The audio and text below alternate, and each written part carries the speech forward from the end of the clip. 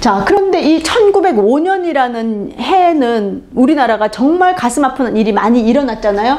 그 당시에 전 세계적인 추세는 뭐였냐면 가스라 테프트 밀약이라 그래가지고, 가스라 일본 사람과 테프트 미국 사람이 둘이 만나가지고 뭘 하죠? 일본이 조선을 침략하는 것을 미국이 승인해주고, 그 대신 미국이 필리핀을 점령하는 것을 일본이 서로 승인해주는 조약이었어요. 그리고 포츠머스 조약은 러시아하고 일본 사이의 러일 전쟁을 빨리 마무리하려고 루즈벨트 대통령이 연 것으로서 조선에 대한 영유권을 일본이 가져가는 것을 러시아가 오케이 해주는 그런 것이었어요. 영일동맹도 마찬가지. 그러니까 뭐냐면 일본이 조선을 침략하는 거에서 강대국인 미국, 러시아, 영국이 오케이 해준 사건이 1905년에 다 일어나게 됩니다. 그러고 나서 을사늑약이 체결이 되는 거예요. 이러한 강대국들의 용인 아래에서 체결이 되는 그런 아픔이 있었던 거죠. 근데 우리나라 사람들은 사실은 그 정도일 줄은 몰랐던 거죠. 그래서 우리가 홍합 나철 선생 공부할 때 이 PT를 썼었습니다. 그래서 나철, 오기호, 홍필주, 그 다음에 이 이준 열사가 설립했던 헌정연구회의 회원이었던 이기 선생을 비롯해서 이러한 분들이 내가 포츠머스 조약이 일어나고 있다는데 내가 거기 가겠소 하고 미국을 다 가기로 했잖아요. 근데 미국 여권을 안 내줬잖아요, 일본에서. 그래서 미국으로 못 가고 일본으로 가서 우리나라를 되찾는 활동을 하셨던 그 때가 바로 이때 1905년이 되겠습니다. 그리고 또 어떤 일이 있었어요. 최근에 또 이 뭐 루즈벨트 대통령 딸이 왔던 이 음식을 재현하는 행사 이런 걸 열었는데, 사실 그 내막을 알고 나면 너무 속 터지는 일인 거예요. 그렇지만 정말 지푸라기라도 잡는 그 심정으로 이준 열사, 그 다음에 민영환이 왕족이다 보니까 민영환의 집에서 루즈벨트 대통령의 딸과 그 가스라 테프트 할 때 테프트가 같이 자기들이 이제 먹은 나라 위주로 이제 제국들을 순방하는 거예요. 그래서 이제 일본도 갔다가 이제 우리나라도 왔다가 중국도 갔다가 막 이렇게 하는 거예요. 그 과정에서 우리나라에 잠깐 들르는데 미국 대통령에게 우리의 이 억울함을 호소할 수 있는 기회다라고 우리나라 사람들은 생각했던 거예요. 그래서 민영환의 집에서 윤치호가 통역을 하고 이준 열사도 같이 참석해가지고 이 당시에 애국 지사들이 다 모여가지고 미국 방한단을 극진하게 대접을 하죠. 근데 보세요.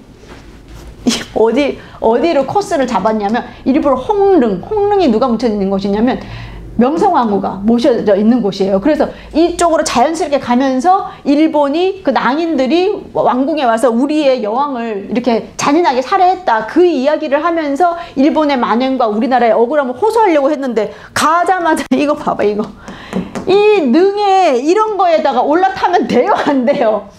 이렇게 개념이 없는 거지. 말괄량이 있는 골칫덩이 딸이다, 이렇게 이야기 표현을 하는데 이런 일을 했다는 거예요. 근데 이런 사람한테 뭐를 우리가 바라겠다고 여기다가 그 나라 살림 없는 살림에 돈을 그렇게 많이 대가지고 융숭하게 대접을 했는지 생각하면 정말 속 터지는 일인데, 어쨌든 그런 일이 있었다는 거죠. 그런데 이 1905년에 우리나라를 빼앗기지 않기 위해서 애쓴 사람들은 어떻게 했냐, 이 이준 열사도 일본에 갔다가 상해에 갔다가 막 왔다 갔다 하시게 되고요. 헐버트도 마찬가지로 고종 황제의 그 밀서를 들고 미국까지 또 가게 됩니다. 그리고 민영환의 동생 민영찬도 상해에서 외교권을 잃지 않으려고 노력을 했고요. 또 이용익, 간송 전영필 선생 할 때 우리가 공부했는데요. 고종의 최측근으로 알려져 있고, 사실은 이 헤이그 특사로 처음에 임명됐던 분은 이용익 이분이시죠. 그래서 이분도 프랑스에 가서 프랑스와 그 러시아, 일본 이 사이를 중재해 줄 것이라고 믿었기 때문에 프랑스로 가서 외교적인 노력을 막 하고 있었습니다. 이러한 사람들이에요. 나중에 근데 이 민영찬은 형인 민영환이 순국 자결했잖아요. 근데 민영찬은 나중에 완전 친일로 돌아서 가지고 친일 반민족 행위자로 낙인이 찍히는 사람이 됩니다.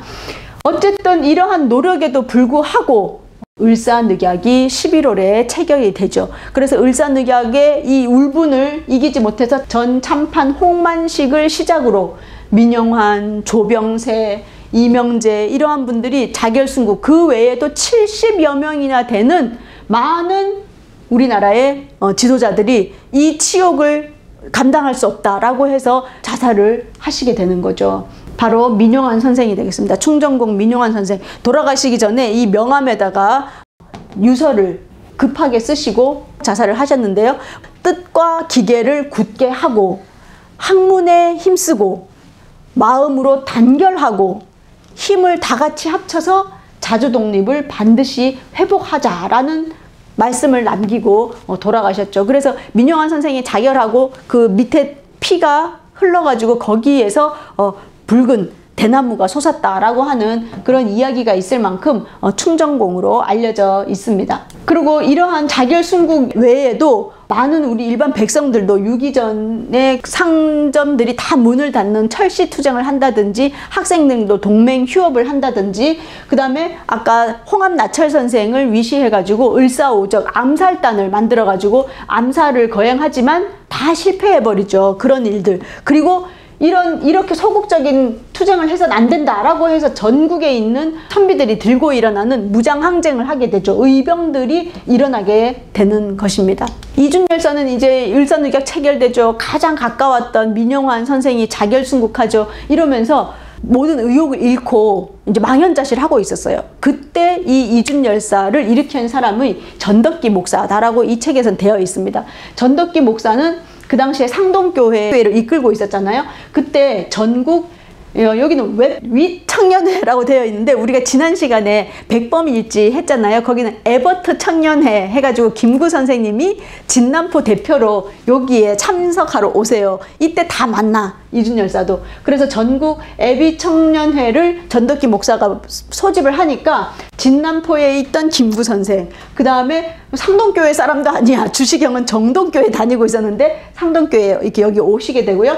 이동희는 또 어떻게 알죠? 우리 이동희 공부할 때 보면 강화도에 계셨죠. 이동희 선생, 그 다음에 이동영, 조성환, 그리고 또 기독교 신자 아닌 대종교 사람들도 다 같이 모여가지고 여기서 을사늑약 반대 상소를 올리게 됩니다. 그래서 어떻게 한다 그랬죠? 5명씩 계속 올리자. 상소를 올리면 우리는 다 사형이 될 것이다. 그러면 5명씩 사형, 또 죽고 그 다음에 또 5명이 해서 또 사형당하고 이렇게 돌아가면서 하자라고 한 거예요. 그래서 첫 번째 상소를 누가 써? 이준열사가 씁니다.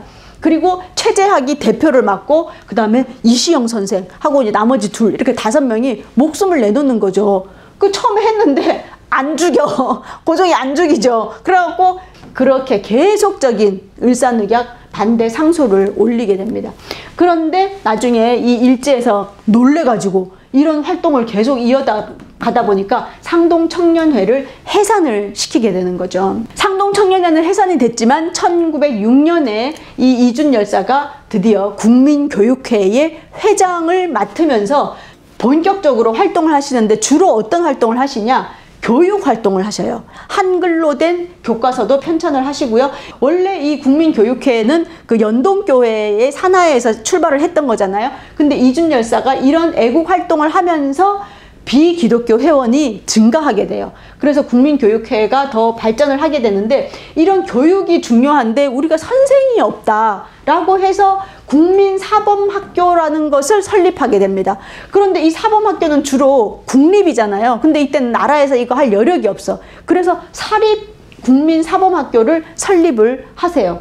그래서 여기 보시면 사립 국민사범학교 제1회 졸업식이 이렇게 열리게 되는 겁니다. 근데 재정이 풍부하지 않아서 그 학교를 오랫동안 이끌 수는 없었는데요. 보광학교라 그래서 야간학교인 보광학교의 교장도 역임을 하시게 됩니다. 그러면서 이준열사가 뭐라고 그러셨냐면 교육이 곧 자주독립의 길이다 라고 이야기하면서 1, 2, 1학교, 그래서 우리나라 삼천리에는 3000개의 학교를 설립을 해가지고 전 국민을 계몽시킬 것이다 라고 이야기하십니다. 그래서 이동희 선생이 왜 강화도에 많은 학교를 이제 설립을 할 때 이 삼천리 강산에 3000개의 학교를 설립한다라는 이야기가 나왔잖아요. 그 이야기를 하시게 됩니다. 그런데 나중에 이 국민교육회는 재정이 불안해지고 또 1907년에 이준열사가 사망하시게 되면서 육일준이 세웠던 흥사단으로 흡수되면서 해체가 되게 됩니다. 배관 박은식 선생이 황해도와 평안도 위주의 서우학회라는 걸 만들게 됩니다. 그러고 보니까 이 이준 열사는 함경도 지방도 외진데 거기도 교육을 많이 일으키려면 그쪽 지역에도 교육운동을 해야 되겠다라고 해가지고 한북흥학회를 조직을 하게 됩니다. 그래서 나중에 이 두 단체가 연합을 하는 서북학회가 만들어지게 되는 거거든요. 그래서 한북흥학회를 조직을 하고요. 그 다음에 칠충신이라 그래서 아까 을사늑약의 민영환 선생이라든지 자결순국하신 칠충신을 추모하는 추도회를 개최를 하면서 우리 국민들에게 그런 애국심을 키우는 활동을 하셨어요. 자, 그런데 이제 이 평리원 검사로 계시면서 무슨 일이 있었냐면 1907년에 순종 황제의 결혼식을 이제 하게 돼요. 나라에 큰 경사로운 행사가 있을 때는 그 사면을 해주는 그런 게 있었거든요. 그래서 은사, 누구를 풀어줄 것인가, 그 은사 안을 내라고 해요. 그게 검사의 그때는 권한이었기 때문에 이준 열사는 누구를 풀어줬겠어요? 을사오적 암살단을 조직한 홍합나철이라든지 이러한 분들을 이 은사 안에다가 포함을 시킨 거예요. 그때 이하영이라 그래가지고 이때 이 법무부 참판을 하고 있었던 사람은 친일파였어. 그러니까 을사오적 암살단을 풀어주면 안 되는 거예요. 근데 검사인 이준이 이걸 올리니까 이 이준을 미워라 하는 거죠. 그래서 이준을 다른 이유로 묶어가지고 감옥에 보내게 됩니다. 그러면서 결국에는 이준 열사를 파면을 시켜버려요. 그러고 나서는 이제 국채 보상 운동을 하게 돼요. 우리나라에 1,300만 원의 빚이 있다. 이 빚을 다 갚으면 우리가 일제로부터 벗어날 수 있다라고 생각을 해가지고 대한자강회라는 걸 만들어서 국채 보상 운동을 일으키게 되는데 그 국채 보상 운동을 시작했던 분들이 바로 이분들이십니다. 그 대구에 광문사라는 회사를 만들어가지고 그때 사장이 김광재, 그 다음에 부사장이 서상돈. 이분들은 사실은 돈을 엄청 많이 번 부자였어요.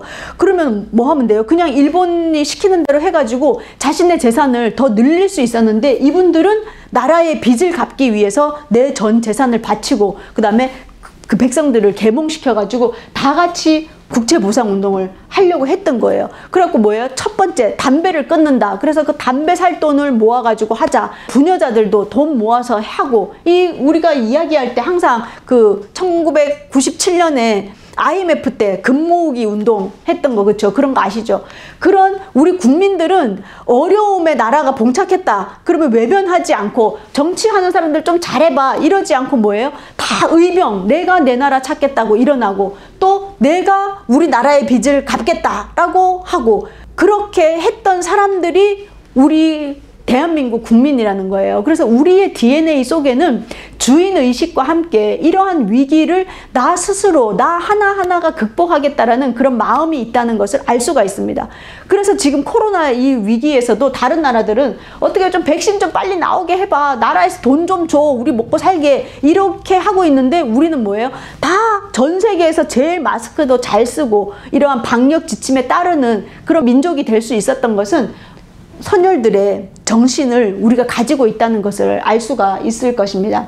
국채보상운동에 앞장섰던 신문은 바로 대한매일신보였어요. 그래서 이 대한매일신보의 주필이었던 양기탁, 그 다음에 베델 이런 분들이 활동을 많이 하셨는데 일본은 항상 이렇게 뒤에서 나쁜 짓을 조작을 잘해요. 그래가지고 어느 날 신문에다가 낸 거야. 양기탁이 이 국채보상운동 해가지고 다 사람들이 돈을 모았는데 그 돈을 엉뚱한 데다 썼다더라 하든 카더라 가짜뉴스를 퍼뜨린 거예요. 이렇게 소문이 나니까 더 이상 국채보상운동이 힘을 잃은 거예요. 근데 나중에 재판해보니까 증거 불충분, 무죄. 양기탁 무죄 났어. 무죄 나면 뭐해? 이미 인식이 다 안 좋게 돼버리고 국채보상운동은 스탑이 돼버린 거죠. 그것을 빌미로 해가지고 영국인 언론인이었던 베델도 이때 추방을 당하게 됩니다. 그래서 이 베델이 그때 병을 얻어가지고 젊은 나이에 죽게 되죠. 그런 안타까운 일들이 일어났습니다. 이준 열사도 이렇게 국채보상운동을 하면서 나라를 부강하게 만들려고 노력을 했다는 거죠. 자, 그런데 점점 우리나라는 을사늑약으로 인해 가지고 외교권도 빼앗기고 그런 상황에 접하게 됩니다. 그런데 1906년 4월 러시아의 니콜라이 2세가 고종 황제에게 만국평화회의가 1906년 8월에 열릴 계획이었어요, 원래. 그런데 이제 1907년 7월에 열렸죠. 그런데 원래는 1906년 8월에 만국평화회의가 회의구에서 열릴 것이다. 그런데 러시아 니콜라이 2세가 고종황제에게 초청장을 보냅니다. 그래서 2번의 초청장이 발급이 된 것이 그 기록에 나와 있어요. 그렇게 보냈는데 이때 고종이 그걸 보고 가장 믿을 만한 관리인 이용익을 특사로 임명을 해요. 이용익은 그 당시에 파블로브라고 러시아의 그 공사관이랑 같이 많은 회의를 거쳐서 대한제국을 중립국으로 하자라고 해서 중립국 주장을 한참 하고 있을 때였어요.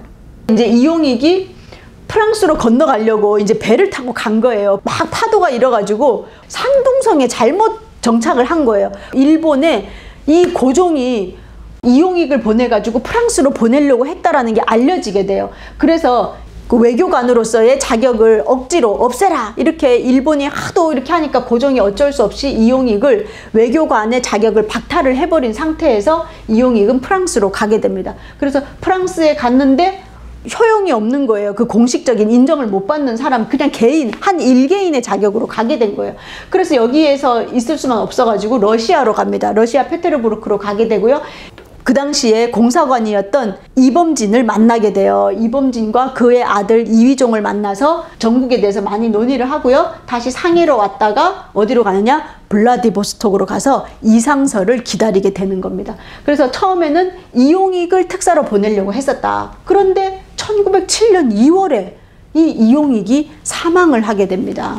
그러다 보니까 이제 특사도 없어지게 된 거죠. 그리고 결정적으로 1906년 8월에 이 만국평화회의가 열리지 않아요. 독일하고 오스트리아가 거부를 하게 되면서 이 회의가 딜레이가 되는 거예요. 그러니까 이 블라디보스톡에 갔던 이상설도 이제 붕 뜨게 된 거죠. 그리고 이용익은 이제 돌아가셨고요. 그런 상황에 있는데 이때 전덕기 목사가 양기탁, 안창호, 그다음에 안창호가 미국에 있었는데 이제 1907년 2월에 귀국을 했거든요. 우리나라로 오면서 전덕기와 안창호가 만나서 양기탁이라든지 이준, 이회영 이런 분들이 모여가지고 이 만국평화회의가 열린다더라. 1907년 7월에 이제 곧 열린다더라 하는 소식을 다시 접하게 돼요. 그러면서 특사를 파견해야 된다라는 논의를 하게 됩니다. 그 논의를 한 곳이 어디냐? 바로 여기 상동교회예요. 이분이 전덕기 목사고요. 상동교회고 상동교회 지하실에서 이러한 논의가 이루어졌다라고 되어 있습니다.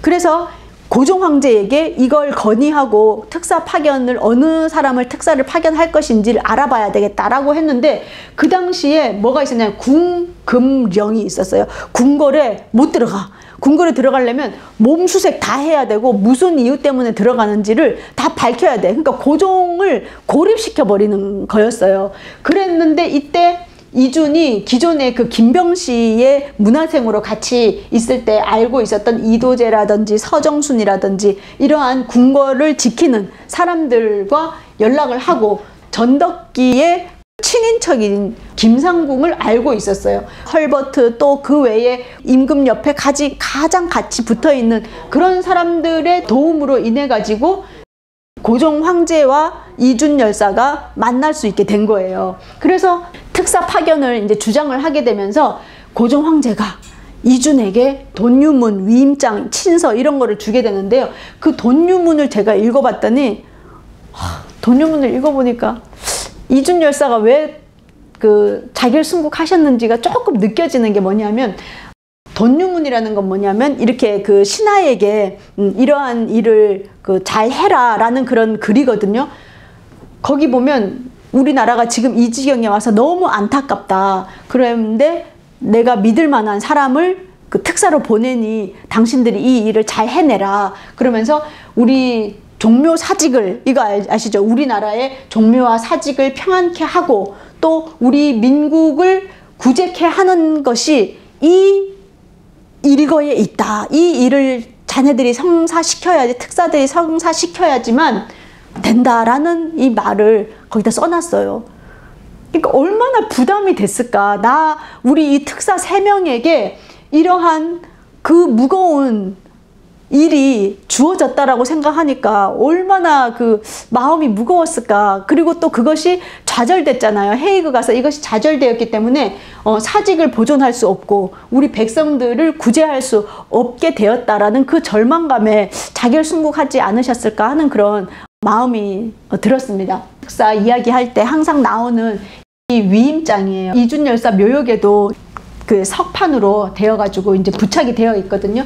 대한제국 여기 쭉 써 있는데 뭐라고 써 있냐면 대한제국 특파위원 전 의정부 참찬 이상설, 전 평리원 검사 이준, 전 주화공사관 참사관 이위종 위임장 이렇게 되어 있어요. 그래서 딱 관직이 어떤 사람인지가 나와 있고요. 우리나라의 아국의 자주 독립을 공인한다 이런 말이 있어요. 우리나라의 자주 독립을 원한다. 그 다음에 일본이 불법으로 외교권을 빼앗았다. 그래서 여러 우방과의 외교 관계를 원만히 하기를 내가 원한다. 그 내용이 여기에 써 있어요. 출발하기 전에 이틀 전까지도 마지막으로 활동을 하셨어요. 무슨 활동을 하셨냐면 대한자강회에서 여는 연설회가 있었거든요. 그 YMCA 회관에서 있었는데 거기에 가셔가지고 연설을 하십니다. 그 연설문이 이제 여기에 나와 있어요. 그 제목이 뭐라고 되냐면 생존 경쟁이라는 제목으로 강의를 하셨습니다. 근데 여기 내용에 보면 뭐가 나오냐? 약육강식 우승열패 이 이야기가 나와요. 저때 그 유럽에서는 어떤 사조가 이렇냐 하면 다윈의 진화론 있잖아요. 그 다윈의 진화론이 우리가 그냥 생물학적인 그걸로 끝난 게 아니라 그건 너무 쇼킹한 이 인류사에서 아주 중요한 학설이었어요. 그래서 그 이전엔 창조되었다 막 이런 거였는데 진화해 때 우리가 이렇게 된 거잖아요. 그 진화론이 나오면서 그게 너무 파장을 크게 미쳐가지고 사회 진화론이라는 것까지 이제 옮겨지면서 뭐냐.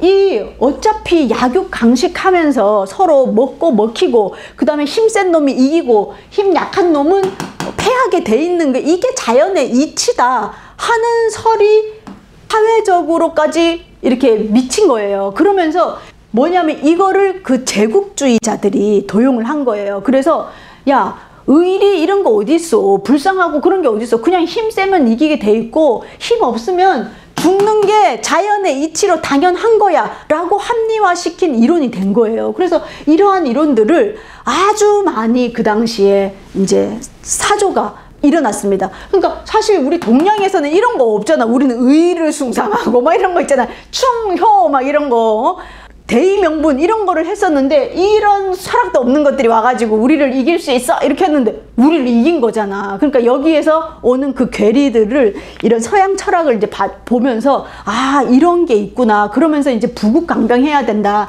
이런 것들이 사조가 그 당시에 많이 일어났었어요. 그러니까 이 이준 열사도 일본에서도 공부하고 그 당시에 개화가 되면서 1900년 초에 이런 사조들을 많이 받아들이게 됩니다. 그런데 사실은 나중에 1차 대전, 2차 대전 이후에서야 어떤 게 됐죠? 그래 사회 진화론 그때 막 해가지고 했는데 그게 좋다고 하고 과학이 우수하다고 했는데 해보니까 뭐야? 결국엔 1차 대전, 2차 대전 이러다가지고 인류가 이렇게 큰 아픔을 겪게 되지 않았냐. 그러면서 이 철학적인 사조가 죽어가면서 뭐가 나오죠? 이제 생철학 나오는 거예요. 생철학, 실존철학 같은 것들이 나오면서 새로운 이제 철학 사조가 일어나게 되는 그런 흐름이 있는데요. 어쨌든 이거는 그 1, 2차 대전 이전에 지금 1906년, 7년 그때의 일인 거죠. 그래서 1907년에 이런 이야기를 하시면서 부국강병해야 된다. 우리나라가 힘을 키워야 되기 때문에 여러분들 청년들 많은 공부하고 힘을 키워라. 이런 연설을 하시게 됩니다.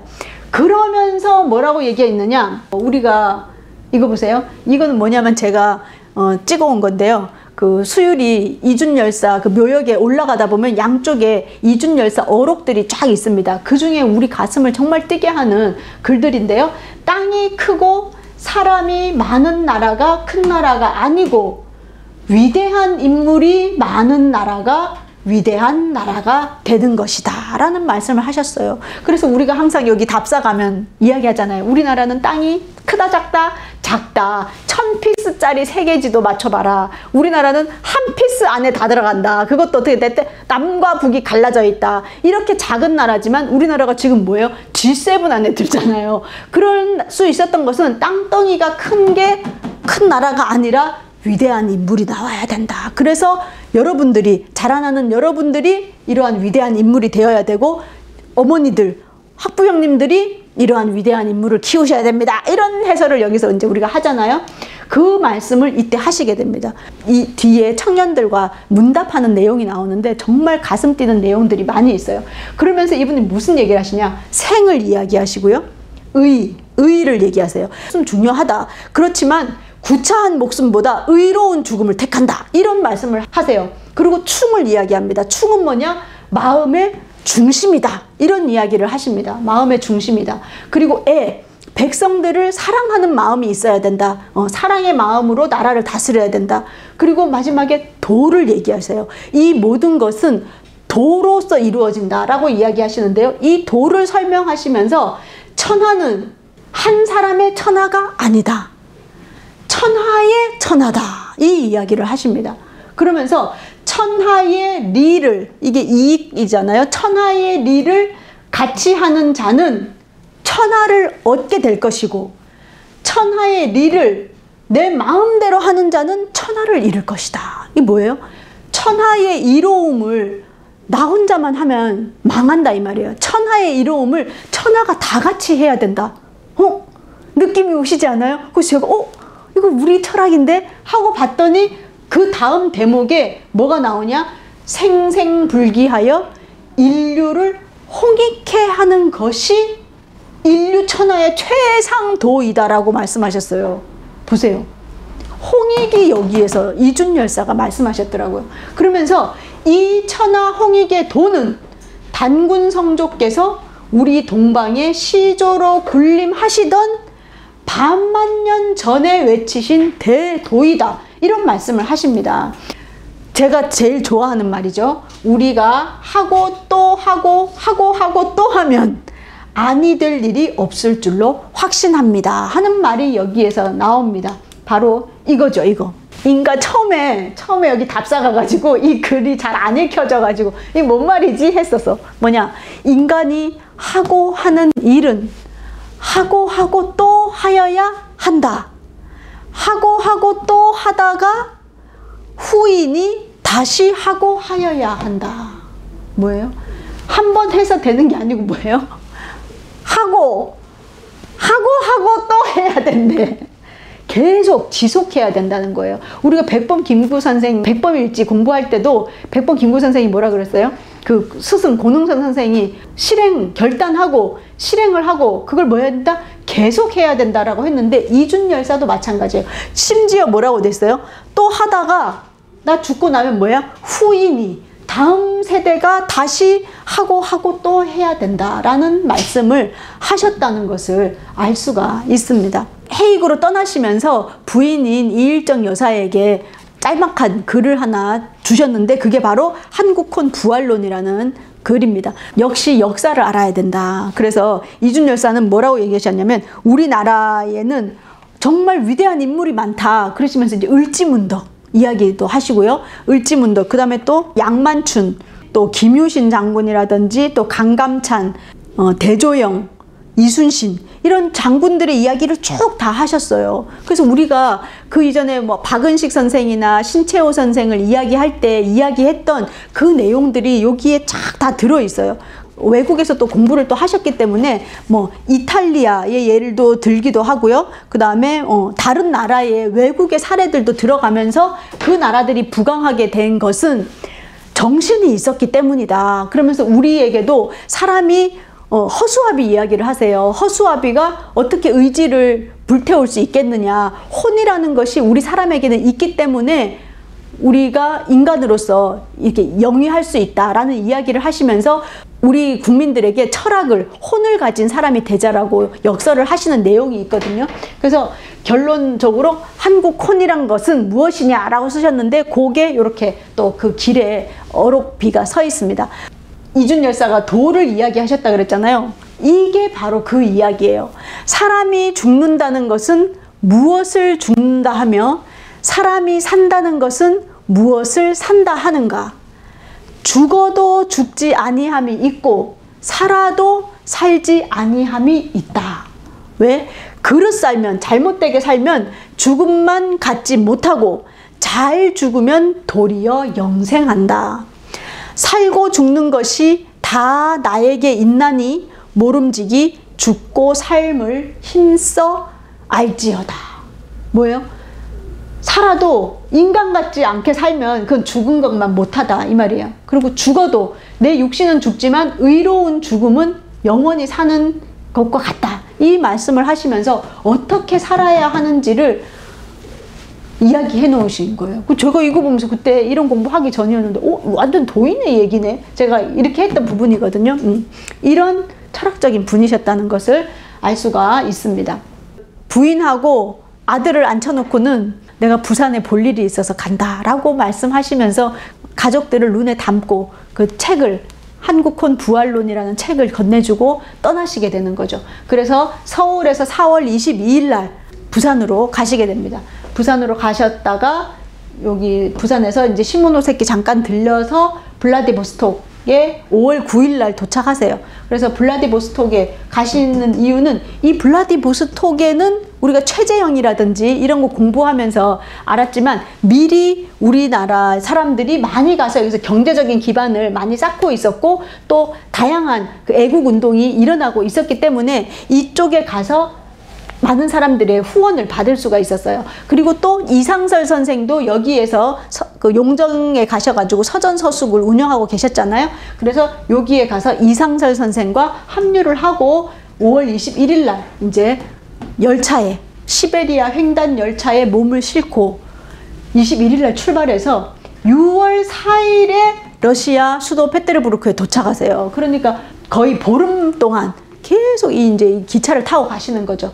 그래서 페테르부르크에 계시면서 이휘종, 그 다음에 이범진 이런 분들과 만나가지고 어떻게 할 건지 모의를 하게 되는 거죠. 그리고 여러 가지 글도 쓰시고 이러고 있다가 계속 타진을 하는 거예요. 내가 헤이그에 우리가 대한제국의 대표로 가겠다라고 했는데 오케이 사인이 안 떨어지는 거야. 그러니까 여기서 그냥 무작정 기다릴 수가 없다. 이제 출발을 하자라고 해서 6월 19일 날 출발을 하십니다. 가서 베를린에 잠시 들러서 여기서 이제 등사, 그런 글 쓰신 것들을 등사를 해가지고 6월 25일 날 드디어 네덜란드 헤이그에 도착을 하시게 되는 거죠. 그래서 만국 평화회의가 열리는 헤이그에 도착을 하십니다.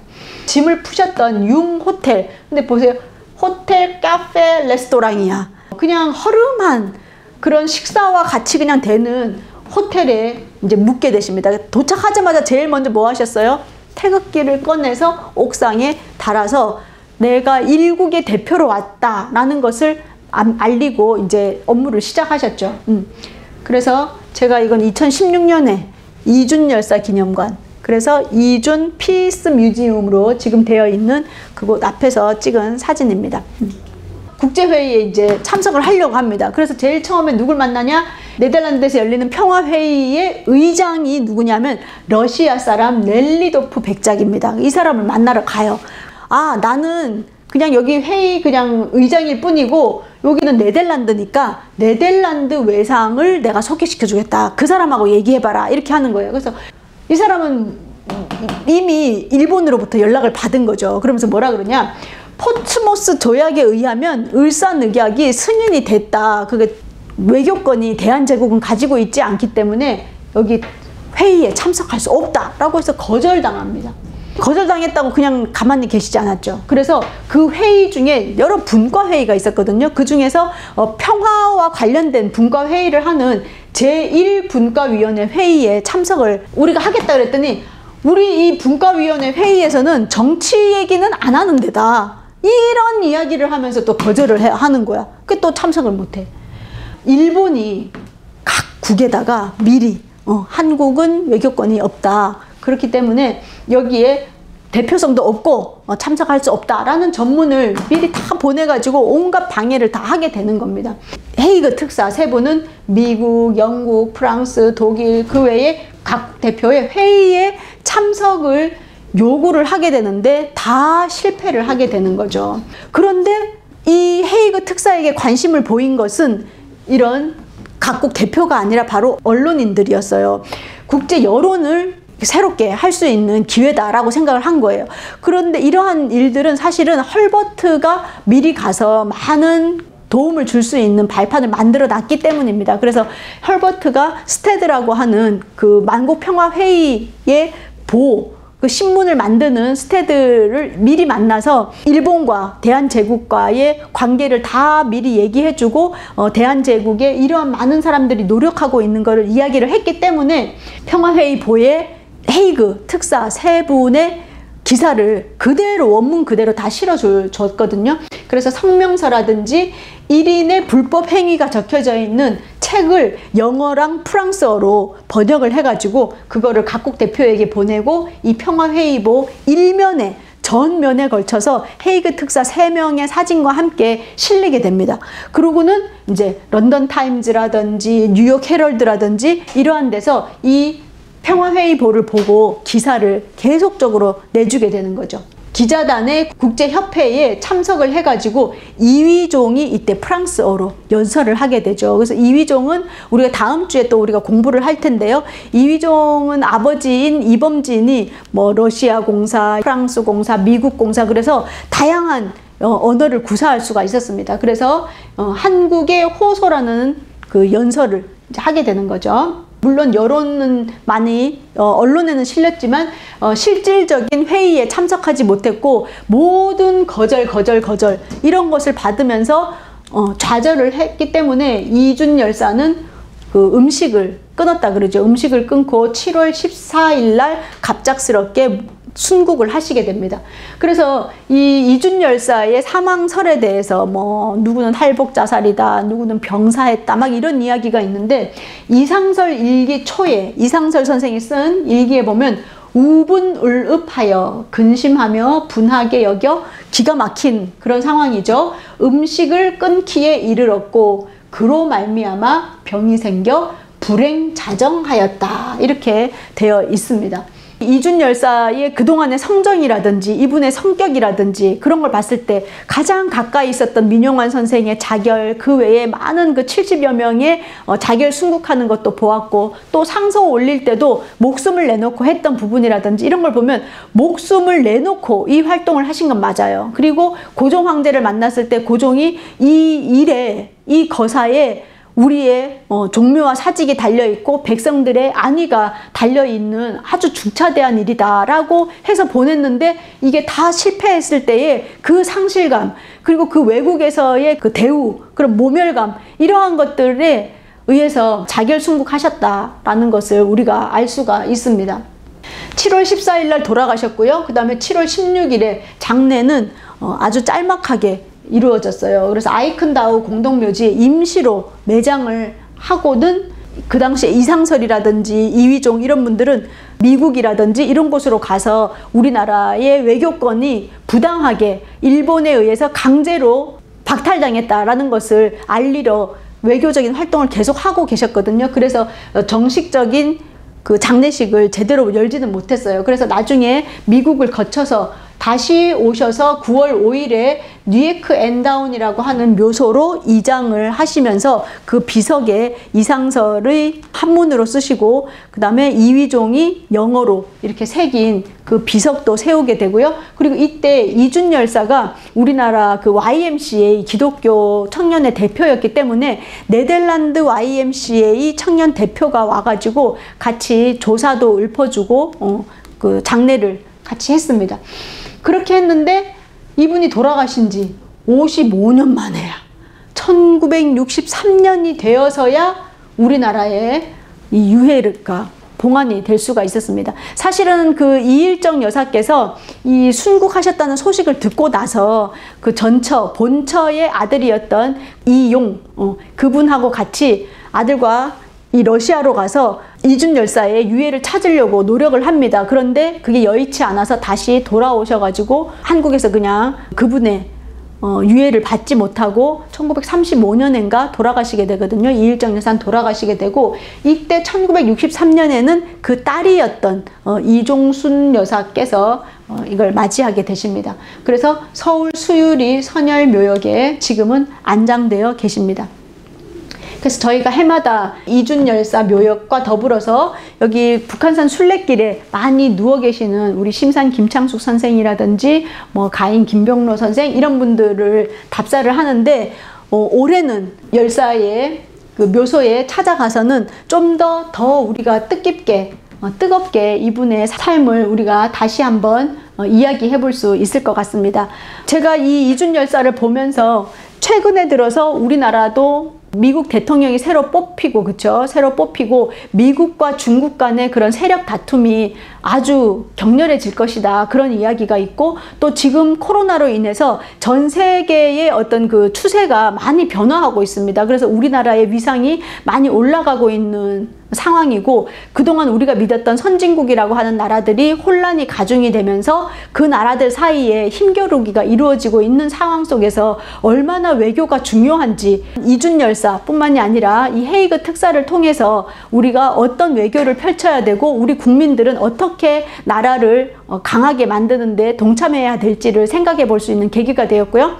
특별히 이 이준열사는 법관이었잖아요. 우리나라 일대 검사였기 때문에 이 당시에 그 법이 집행이 되거나, 그 다음에 개인의 사사로운 감정에 의해서 법을 집행하는 그런 예들이 몇 가지가 있었거든요. 힘을 가진 사람들이 그 힘을 어떻게 쓰느냐에 따라서 그러한 법들을 올바르게 공평하게 집행하는 것이 이 사회를 이끄는 데 있어서 얼마나 중요한지를 알 수가 있었습니다. 그래서 이준열사가 마지막에 연설을 하셨던 의와 충과 그런 애, 그리고 도, 이러한 이야기들을 우리가 새기면서 이분이 이야기하셨던 것은 만국평화회의, 즉 우리나라만을 위한 것이 아니라 그 이익을 천하가 함께 나누는, 우리나라가 일단 강해져서 올바르게 쓰고 그 이후에 전 세계를 위한 홍익정신을 이야기하셨다는 것을 오늘 좀 깨닫게 되었습니다. 그래서 여러분들도 이준열사 읽으시면서 그 외교의 중요성, 법의 공정한 집행, 그리고 홍익 사상을 한번 생각해보는 그런 시간이 되었으면 합니다. 이상으로 마치겠습니다.